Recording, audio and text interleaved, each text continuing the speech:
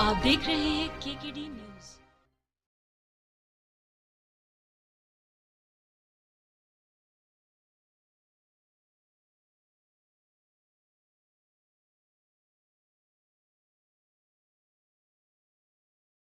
आज की एक सफल कॉन्फ्रेंस जो संहिता में 5वीं थी, आज माननीय मुख्यमंत्री महोदय स्वयं आपसे रूबरू होंगे।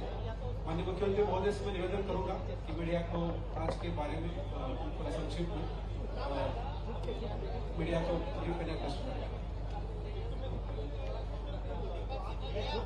आज की इस प्रेस वार्ता में मैं आप सबका स्वागत करता हूं, अभिनंदन करता हूं। मेरे साथ हमारे डिप्टी सीएम राजेंद्र शुक्ला जी, माननीय मंत्री हमारे वरिष्ठ नेता श्रीनाथ प्रहलाद पटेल जी, प्रभारी मंत्री रीवा, इस अवसर पर माननीय सांसद जनार्दन मिश्रा जी, हमारे जिला अध्यक्ष अजय सिंह जी।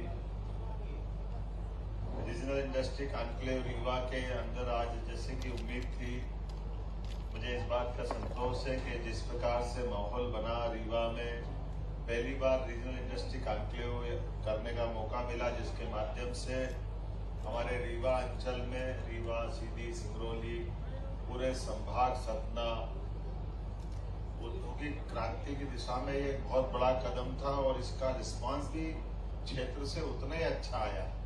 हमारी उम्मीद से बढ़कर के पंजीयन हुए हैं और पंजीयन भी कितने हुए हैं अंदाज लगा सकते हैं इस बात का कि निवेशकों और हमारे उद्योगपतियों का जो उत्साह है, लगभग 4000 से अधिक प्रतिभागियों ने भागीदारी की है।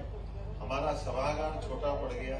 कई इंडस्ट्रियलिस्ट ने जिनकी इंडस्ट्रियों का भूमि पूजन हुआ, उनके इंडस्ट्रियों के जिनके छोटी इंडस्ट्रियां थी, तो हमको अपने बिठाने की जगह कम पड़ रही, लेकिन उसके बाद भी लोगों का उत्साह कम नहीं हुआ। और न केवल हमारे रीवा अंचल के बल्कि पूरे प्रदेश के अलावा मैं आपको बताना चाहूंगा कि 10 से ज्यादा राज्यों के निवेशकों ने इसमें सहभागिता की है। 300 से अधिक बायर सेलर मीटिंग हुई है। 150 से अधिक अति विशिष्ट, एक तरह से हमारे बिजनेस के विशिष्ट अतिथियों ने भागीदारी की, जिनमें खासकर अधिकांश खनन, खरीद में भी सीमेंट, नवकरणीय ऊर्जा, डोलामाइट, ग्रेफाइट और अलग अलग प्रकार के हमारे लोहा अयस्क से लेकर के एल्यूमिनियम तक कई प्रकार के जो इंडस्ट्री लगाने की संभावना वाले लोग भी हैं और उत्खनन वाले लोग भी। नवकरणीय ऊर्जा, कृषि, खाद्य प्रसंस्करण और टूरिज्म के सेक्टर के उद्योगपति भी हैं, जिन्होंने इसमें अपनी रुचि दिखाई है। उद्योगपतियों द्वारा भी अपने अनुभव साझा किए गए और जो उद्योगपति आए, जिन्होंने कहा कि हमारी मध्य प्रदेश की जो औद्योगिक नीति है वो सर्वाधिक आकर्षक है और उसकी आकर्षक होने के कारण से वो सब अपने निवेश को लगाने के लिए बड़े पैमाने पे इच्छुक हुए हैं। जो 20 से अधिक उद्योगपतियों और उद्योग संगठनों के साथ 1-to-1 की मीटिंग की गई थी और जो बड़े निवेशक हैं, जैसे आपकी जानकारी में भी है, हमारे पतंजलि ग्रुप के बालकृष्ण जी, डालमिया सीमेंट से पुनीत डालमिया, हमारे सिद्धार्थ इंफ्राटेक ग्रीनको से बी नरसिम्हा राव जी, रिलायंस से हरित त्रिपाठी जी, बीपीएल, अडानी, नरेश गोयल, रामा ग्रुप, ऐसे कई बड़े ग्रुप भी हमारे साथ आ जा करके अपने इस आयोजन में हिस्सा हमने लिया है।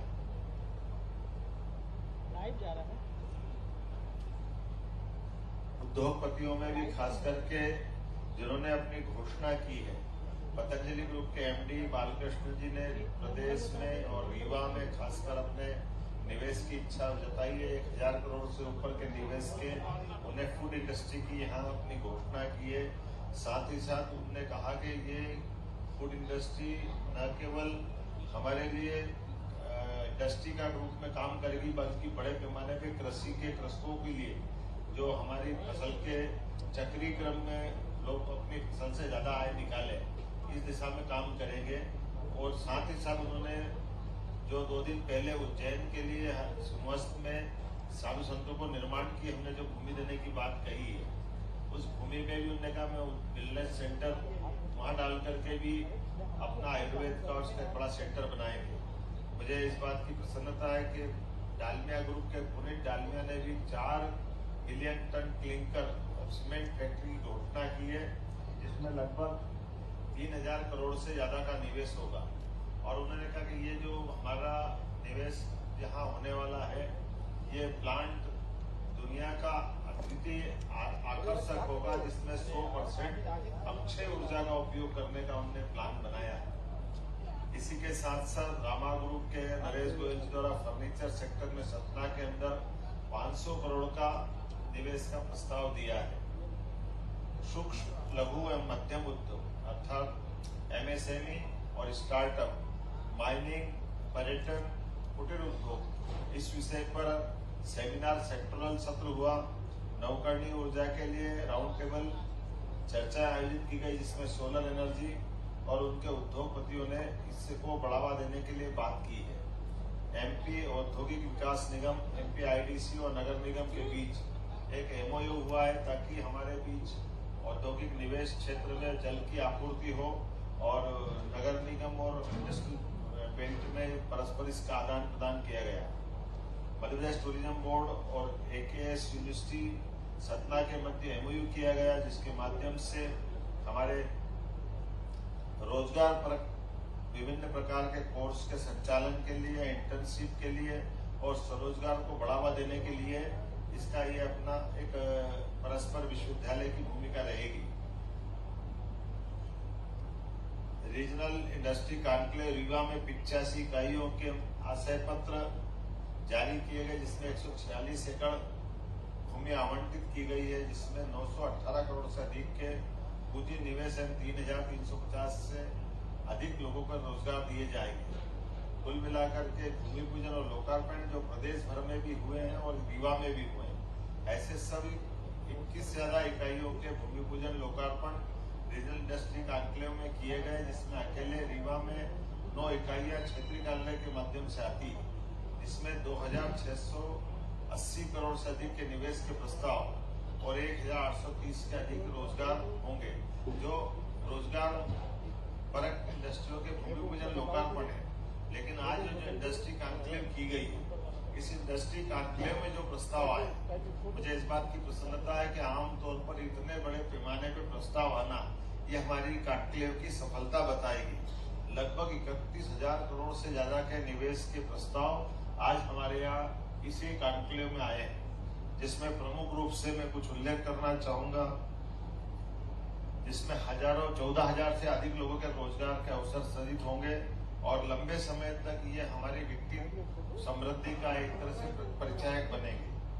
सिद्धार्थ इन्फ्राटेक ग्रीनको द्वारा नवकरणीय ऊर्जा के माध्यम से 12,800 करोड़ का प्रस्ताव मिला है, जिसमें 6,400 से अधिक लोगों को रोजगार मिलेगा।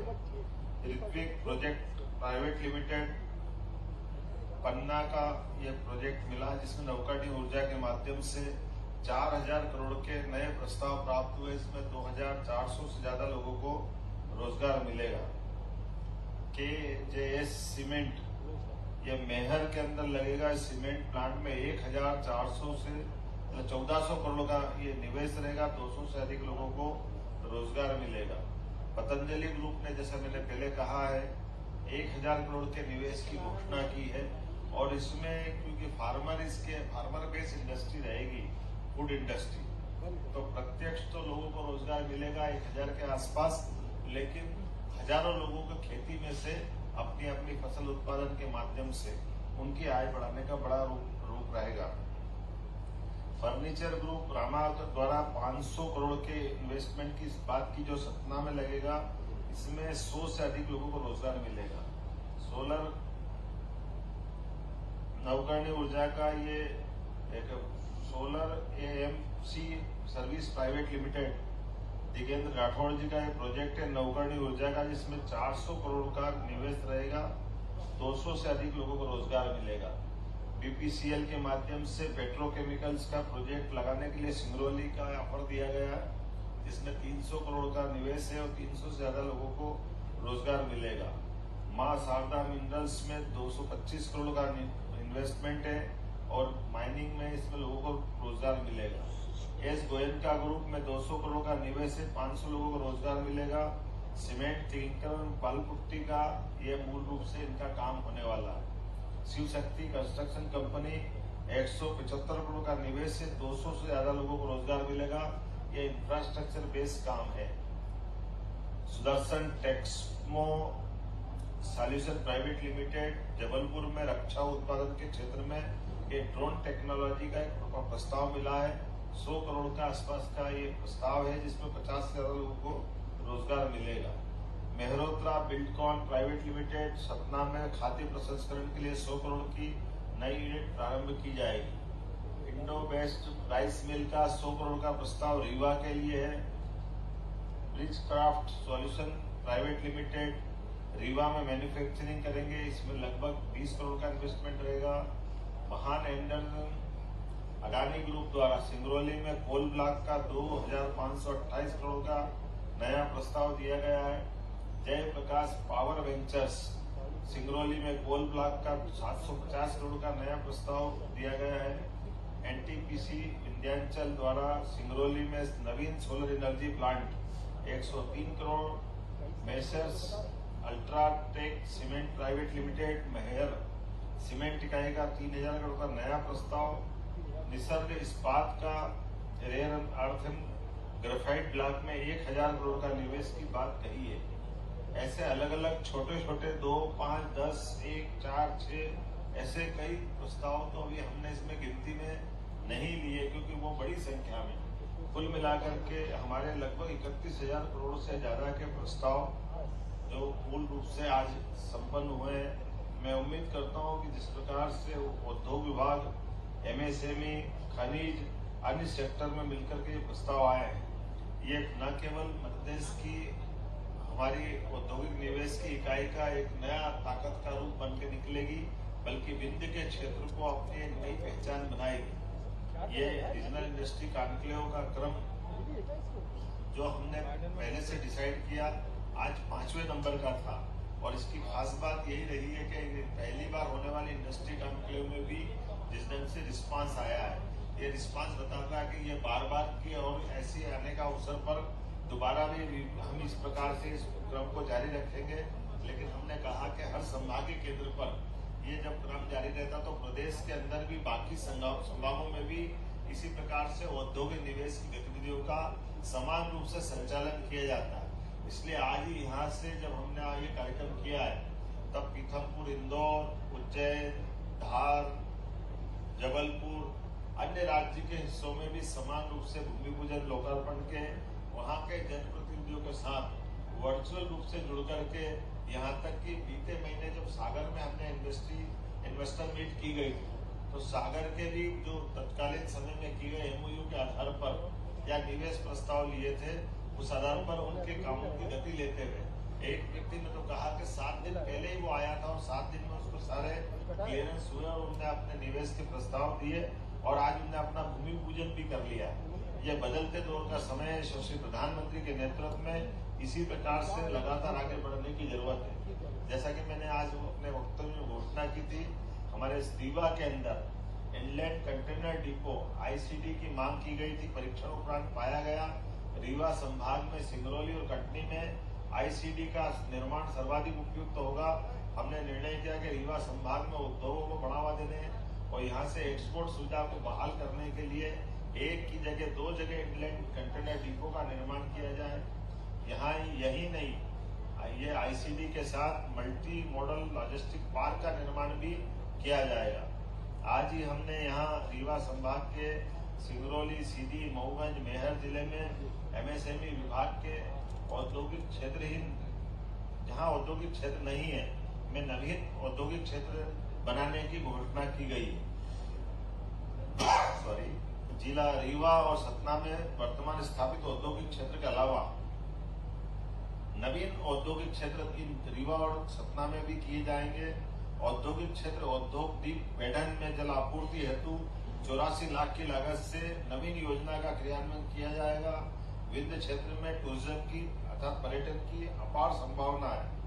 देशी विदेशी पर्यटकों को आकर्षित करने के लिए विशेष टूर पैकेज और पर्यटन सर्किट बनाए जाएंगे। देश के अन्य शहरों और विदेशों में भी इसका प्रचार प्रसार किया जाएगा। संजय दुबरी नेशनल पार्क के आसपास अंतर्राष्ट्रीय स्तर की पर्यटक गतिविधियों का केंद्र बनाया जाएगा। विंध्य में निजी निवेश के बेहतर से प्रयास के लिए बेहतर होटल, रिसोर्ट्स, पर्यटन की परियोजना विकसित करने के लिए पर्यटक निवेश नीति और अधिक आकर्षित करने जा रहे हैं। खास करके यहाँ की जो रीजनल कॉन्क्लेव की गई, इसमें नवकरणीय ऊर्जा के निवेश में अत्यधिक रुचि प्राप्त होती है। उत्तर प्रदेश और मध्य प्रदेश के बीच सोलर ग्रिड स्थापित कर परस्पर ऊर्जा का आपस में सहयोग करेंगे और कॉम्प्लीमेंट्री बिजली सप्लाई करेंगे। जब हमारे यहाँ सीजन होगा तो हमारे यहाँ रखेंगे, जब हमारे यहाँ सीजन नहीं तो उत्तर प्रदेश को देंगे। ये दोनों राज्यों के बीच देश का पहला है हमारा ये नवकरणीय ऊर्जा का परस्पर एक दूसरे के राज्यों में बिजली सप्लाई का ये नया प्रयोग होगा। एक हमने कुसुम योजना के अंतर्गत किसानों के लिए बड़ी राहत देते हुए 1 लाख से ज्यादा सोलर पंपों के माध्यम से किसानों को ऊर्जा से खेती का महत्व, अर्थात बगैर कोई खर्च किए हुए बिजली से, सोलर बिजली से वो अपनी खेती कर सकेंगे। इसकी शुरुआत करने का भी हमने निर्णय किया है। एमएसएमई, कुटीर उद्योग और बृहद उद्योगों को एक साथ जोड़ने का निर्णय किया है। मध्य प्रदेश में निवेशकों के लिए सुशासन, निवेश के वातावरण, हेड होल्डिंग नीतियों को सराहा है। उम्मीद कर रहे हैं कि जिस प्रकार का ये हमारा वर्तमान का इंडस्ट्री कॉन्क्लेव हुआ है, यशस्वी प्रधानमंत्री के नेतृत्व में विंध्य को बेहतर कनेक्टिविटी बनाने के लिए जिस प्रकार से एयरपोर्ट मिला है, समान रूप से हमने औद्योगिक निवेश का भी बड़ा वातावरण बनाया। और ये कुल मिलाकर के वर्तमान के समय में विंध्य एक बढ़ते महानगर के साथ साथ खास करके ये औद्योगिक निवेश का पूरे देश के अंदर अपने आप में अलग पहचान बनाने वाला क्षेत्र बन रहा है, जिसके माध्यम से दूरगामी दृष्टि से बड़े निवेशक भविष्य के बड़े बड़े प्लांट लेकर यहाँ आने के लिए आगे बढ़े। मैं उम्मीद कर रहा हूँ कि जिस प्रकार से मध्य प्रदेश में पूरे देश के उद्योगपतियों को आकर्षित किया है, विंध्य में भी उनकी इच्छा दिखाना, निवेश के प्रस्ताव देना, ये हमारी अपनी उस भावना को पुष्ट करने के लिए है, जिसके लिए मध्य प्रदेश में वर्तमान में वातावरण बना हुआ है। एक बार फिर मैं आपकी इस प्रेस कॉन्फ्रेंस के माध्यम से सभी उद्योगपतियों को, सभी निवेशकों को धन्यवाद ज्ञापित करता हूं जिन्होंने इस सम्मेलन में भाग लिया। राज्य सरकार उद्योगपतियों और निवेशकों के साथ मध्य प्रदेश की जनता, खास करके हमारे युवा मित्रों के लिए जो हमारे आईटी के सेक्टर में भी आना चाहते हैं, हमने हर सेक्टर में युवाओं को महत्व देने के लिए, गरीबों को काम दिलाने के लिए, बौद्धिक क्षमता का अपने मध्य प्रदेश में उपयोग करने के लिए इंडस्ट्री कॉन्क्लेव की श्रृंखला प्रारंभ की है। इस माध्यम से ब्रेन ड्रेन की जो समस्या आती है कि हम अपने स्किल लेबर और बौद्धिक क्षमता वाले उच्च शिक्षा प्राप्त विद्यार्थियों को किसी और राज्य में जाना पड़े, उससे बचाते हुए हमारे प्रदेश में उनकी क्षमता का उपयोग हो। जैसे खास करके यहाँ आज ही हमने एक आईटी पार्क का भी भूमि पूजन किया है। इस आईटी पार्क के माध्यम से विंध्य में पहली बार आईटी पार्क बनेगा और न केवल आईटी पार्क बनेगा बल्कि पूरे क्षेत्र के 10 मंजिला नया भवन बनाना, यह हाईराइज बिल्डिंग की कल्पना को साकार करेगा। हाईराइज बिल्डिंग के माध्यम से इंफ्रास्ट्रक्चर के लिए एक नया दरवाजा खुलेगा। एक एक करके ऐसे कई काम हमारे द्वारा किए जा रहा है, जिसके माध्यम से हमारे क्षेत्र के युवाओं को काम मिले, विकास का नया पैमाना बने और हम सब मिलकर के मध्य प्रदेश को यशस्वी प्रधानमंत्री के नेतृत्व में डबल इंजन की सरकार के साथ आगे बढ़ा पाए। एक बार फिर मैं आप सबको धन्यवाद देता हूं।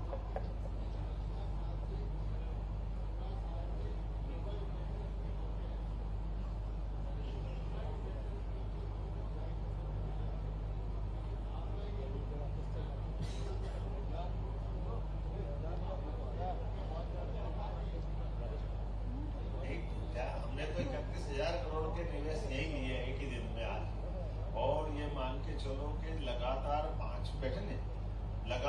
5वीं मीटिंग में जैसा कि मैंने बताया था कि 2,50,000 करोड़ के प्रस्ताव तो अभी तक आ चुके थे।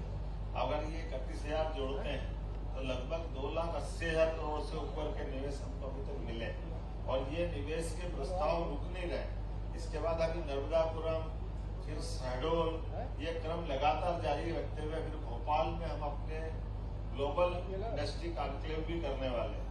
अर्थात देश के अंदर भी, प्रदेश के अंदर भी, रीजनल लेवल पे भी हम ये लगातार निवेश की पॉलिसी के आधार पर आने वाला 2025 का वर्ष औद्योगिक वर्ष के रूप में मनाने वाले हैं, ताकि ये उद्योग निवेश की संवर्धन करने की पॉलिसी में लगातार हम काम कर सकें।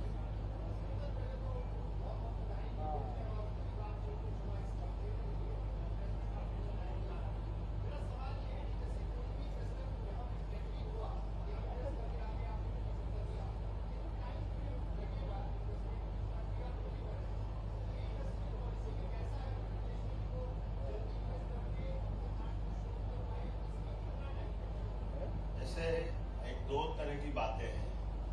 एक तो जैसा प्रोजेक्ट रहेगा वैसा समय लगता है। जैसे अगर कोई जिसमें भारत सरकार से एनओसी लाना है, कोई पर्यावरण संबंधी प्रदेश से और देश के अंदर से उसको काम करना है, तो स्वाभाविक रूप से उसकी लैंड कैसी है, बाकी शर्तें कैसी है। लेकिन ये आपकी जानकारी के लिए बता दूं कि हमारी सरकार ने एक निर्णय किया है, 55 ही जिलों के अंदर जिला कलेक्टर कार्यालय में एक उद्योग प्रकोष्ठ बनाया, ताकि हर जितने निवेशक हैं लोकल अलग अलग प्रकार की एनओसीओं को लाने के लिए अनावश्यक समय नहीं लगे, इसीलिए वो कलेक्टर के माध्यम से एनओसीआं प्राप्त करेंगे। नवीन तकनीक के आधार पर उनके क्लियरेंस मिलेंगे और निवेशकों से 1-to-1 मीटिंग करते हुए अधिकारियों को बिठा करके हमारा प्रयास है कि इस मीटिंग से अगले मीटिंग तक, अर्थात हर महीने तो ये इंडस्ट्री कॉन्क्लेव कर ही रहे हैं, तो हम एक दिन भी बीच में खाली नहीं जाने देंगे। लगातार संपर्क रखते हुए अगर यहाँ कोई कारण से पूरा नहीं हो पाए तो अगली मीटिंग तक वो जरूर आए। और ये क्रम लगातार बनाए रखने से सरकार की भावनाओं को समझ करके अधिकारियों ने भी अपनी एक लाइन पकड़ी हुई है, वो भी अपने अपने स्तर पे लगातार सबकी मदद करते जा रहे हैं। लेकिन ये बात भी सही कि कोई भी इंडस्ट्री डलती है तो इंडस्ट्री में जो न्यूनतम आवश्यक सरकारी प्रक्रियाएं हैं, उन प्रक्रियाओं के दृष्टि से हमने उसका कोई ओवरलैपिंग नहीं करने दी है, लेकिन वो सुसंगत तरीके से पारदर्शिता के साथ समयबद्ध वो अपना काम कर ले, इस पे हम गौर कर रहे हैं।